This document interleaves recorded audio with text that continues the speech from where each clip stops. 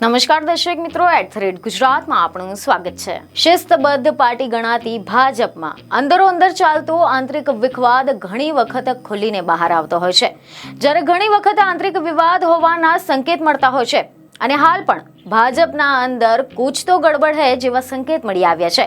જી હા, જ્યારે ગુજરાત સરકારના જળ સંપત્તિ, પાણી પુરવઠા તેમજ અન્ન નાગરિક પુરવઠા અને ગ્રાહક સુરક્ષા વિભાગના કેબિનેટ મંત્રી કુંવરજી બાવળિયા દ્વારા જાહેર મંચ પરથી ટકોર કરવામાં આવે ત્યારે સ્વાભાવિક છે કે આ ટકોરની પાછળ આંતરિક વિવાદ હોવાની ચર્ચાઓ શરૂ થઈ જતી હોય છે।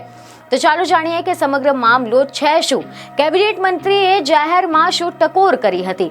તો તમે જણાવી દઈએ કે મીડિયા રિપોર્ટ અનુસાર એવી માહિતી સામે આવી છે કે બોટાદના ગઢડામાં કિસાન સિંચાઈ સંઘ દ્વારા યોજાયેલા સન્માન સમારંભમાં કેબિનેટ મંત્રી કુંવરજી બાવળિયાએ ટકોર કરી હતી। ટકોર કરતા તેમણે કહ્યું કે ગઢડાના ધારાસભ્ય અને પૂર્વ ધારાસભ્ય કાર્યક્રમ માટે એકબીજાને આનાકાની કરતા હતા, પરંતુ હવે આવું ચાલશે નહીં। આવો પાડોશીનો નાતો રાખવો હોય તો એક આવે અને બીજા નહીં આવે તેવું નહીં ચાલે। જો કે કેબિનેટ મંત્રીએ તીખર ટકોર કરતા ઉપસ્થિત મહેમાનો અને ખેડૂતો ખડખડાટ હસી પડ્યા હતા, પરંતુ આ ટકોર કરવાની પાછળ આંતરિક વિવાદ તો ક્યાંક એકબીજાની હાજરીનો અણગમો હોવાનું પણ અનુમાન લગાવવામાં આવી રહ્યું છે। બીજને ખબર સાથે ફરી મળીશું। ધન્યવાદ।